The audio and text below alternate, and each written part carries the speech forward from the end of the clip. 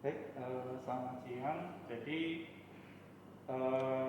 selanjutnya adalah kita akan melakukan analisa hasil sampel yang sudah dilakukan pengambilan sampel tadi menggunakan Imager. Ini adalah sampel yang sudah diambil tadi.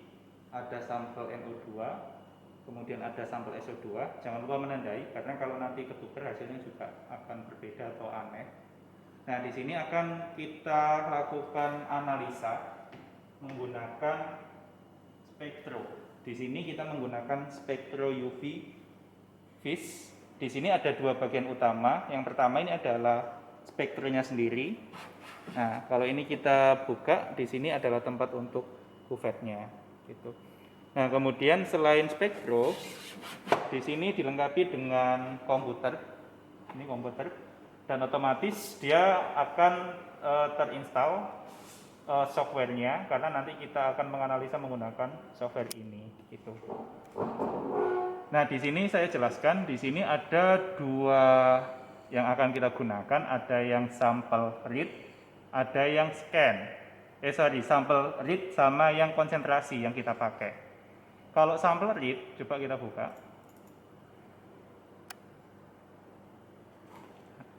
Tampilannya dia kayak gini, sampel read. Nah, di sini ada setup. Setup ini khususnya untuk memastikan panjang gelombang yang akan kita pakai itu sudah sesuai. Kalau untuk NO2 sama SO2, panjang gelombangnya adalah 550 nanometer. Di sini masih 500. Maka harus kita setting. Nah, ini keluar, ini 500. Maka kita rubah menjadi 550. Kemudian kita oke. Ini untuk mengubah panjang gelombang, misalnya kita connect 550. Nah, ini sudah berubah 550 gitu. Nah, ini adalah contoh mengubah dari 500 ke 550 gitu.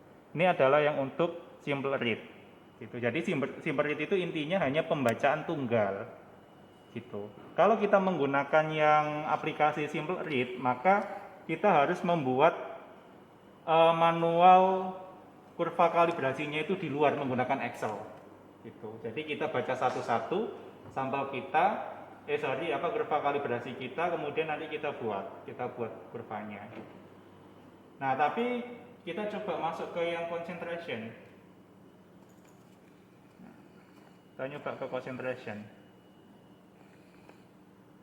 Nah, di concentration menunya sebenarnya tidak jauh beda, hanya saja di sini kita membuat kurva kalibrasinya itu langsung di sini tanpa menggunakan Excel. Caranya gimana? Caranya kita setup. Nah, di sini ada tampilan seperti ini. Kita rubah dulu panjang gelombangnya. Yang dibutuhkan adalah 550. Nah, begini. Kemudian di sini ada standar.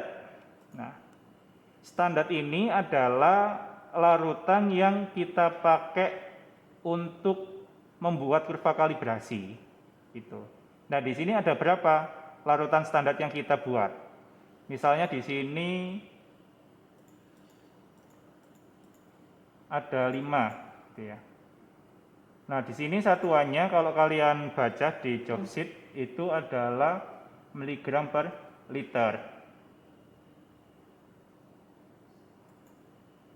Nah, ini atau sama dengan ppm. Nah, di sini tuh tadi saya baca job sheet ada 0, kemudian 0,1,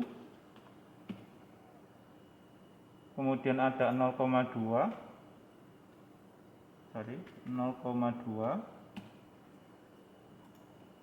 0,4, sama misalnya kita buat 0,8. Nah, ini adalah jumlah sampelnya. Kalau kita isi standarnya 5, maka kolomnya ini akan muncul 5 gitu. Nah, inilah yang akan menentukan kurva kalibrasi kita. Itu nanti misalnya yang biasa kita ketahui kalau manual, persamaan rumusnya seperti apa, kemudian regresinya berapa, itu dari sini. Nanti ketahuan regresinya berapa. Nah, selanjutnya setelah kita memasukkan standar, kita memasukkan sampel. Nah, di sini adalah jumlah sampel yang akan kita analisa. Tadi kan SO2 cuma satu sampel, NO2 cuma satu sampel. Maka di sini cukup kita jadikan satu sampel saja. Gitu. Kemudian kita oke. Nah, nanti ketika kita connect, maka semuanya akan menunjukkan kurva kalibrasinya sudah ada, kemudian sudah ada grafiknya, sama nanti sampel kita langsung muncul itu nilai konsentrasinya berapa. Gitu. Nah, sekarang kita coba, karena kita tidak punya larutan standarnya, kita menggunakan yang sampler read saja. Nah, yang sampler read, langkah pertama kita harus menyiapkan ini larutan belangkonya.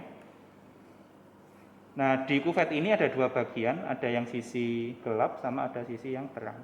Yang sisi terang nggak boleh kebaca, nggak boleh kepegang, gitu. Nah, setelah kita memastikan bahwa ini bersih, maka kita masukkan di sini.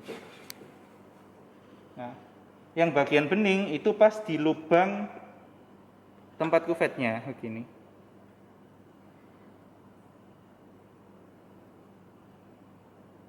Kemudian kita tutup. Nah, selanjutnya di sini kita pastikan tadi panjang gelombangnya, kita setup, kita butuh panjang gelombang 550.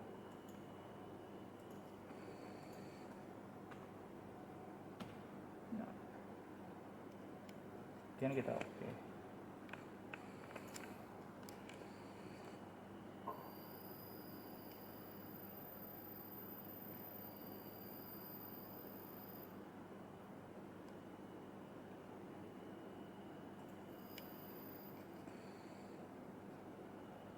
Nah, nanti di sini dia keluar absorbansinya.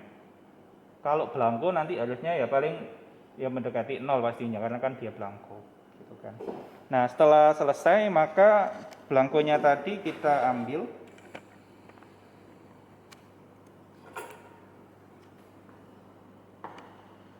Kemudian kita ganti ini sampel yang sudah kita lakukan pengambilan sampel tadi, kita masukkan ke dalam kuvetnya. Ya, kita masukkan larutan sampelnya itu ke dalam kuvetnya. Ya, secukupnya. Kemudian jangan lupa kita tutup biar nggak tumpah.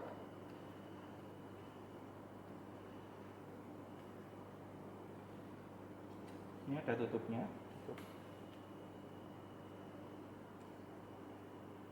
Memang tutupnya agak kurang rapat, jadi harus hati-hati. Kemudian pastikan yang saya bilang tadi, bagian beningnya ada yang di bagian lubang bagian ininya, kuvetnya. Kita tutup. Kemudian kita baca.